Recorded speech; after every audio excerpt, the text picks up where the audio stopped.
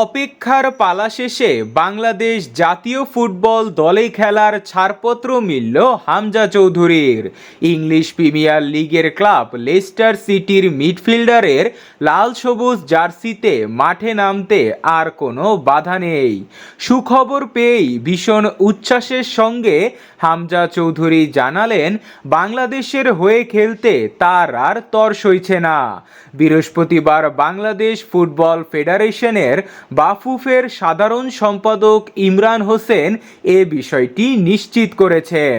England প্রবাসী ২৭ বছর বয়সী হামজা নিজেও দিয়েছেন একটি ভিডিও বার্তা। প্রয়োজনীয় কাগজপত্র যাচাই বাছাইয়ের পর ফিফার খেলোয়াড় স্ট্যাটাস কমিটির কাছ থেকে এসেছে চূড়ান্ত অনুমোদন। সামাজিক যোগাযোগ মাধ্যম ফেসবুকে দেশের সর্বোচ্চ ফুটবল নিয়ন্ত্রণ সংস্থা বাফুফের স্বীকৃত পেজে প্রকাশিত ভিডিও বার্তায় হামজা চৌধুরী বলেছেন, আমি হামজা বলছি। সব প্রক্রিয়া শেষ হয়ে যাওয়ার পর আমি অনেক খুশি। বাংলাদেশের হয়ে খেলতে আমার আর তর সইছে না। আশা করছি শিগগিরই দেখা হবে।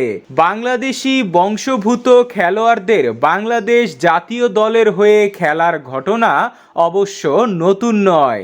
শুরুটা হয়েছিল ডেনমার্কে জন্ম নেওয়া বর্তমান অধিনায়ক ও মিডফিল্ডার জামাল ভুঁইয়াকে দিয়ে ২০১৩ সালে। তিনি এখন বাংলাদেশের হয়ে সবচেয়ে বেশি আন্তর্জাতিক ম্যাচ খেলার রেকর্ডের মালিক। এরপর ২০২১ সাল থেকে লাল সবুজ জার্সিতে নিয়মিত খেলছেন ফিনল্যান্ডে জন্মগ্রহণকারী ডিফেন্ডার তারেক কাজী।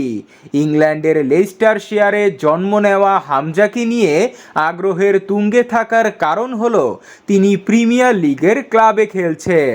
ইউরোপের এত উঁচু পর্যায়ে ক্লাব ফুটবলে খেলার অভিজ্ঞতা নেই জামাল ও তারিকের। লেস্টার প্রিমিয়ার লিগের সাবেক চ্যাম্পিয়ন। তাদের হয়ে ২০২১ সালে এএমএফ কাপ ও কমিউনিটি শিল্ড জেতার অভিজ্ঞতা আছে হামজার।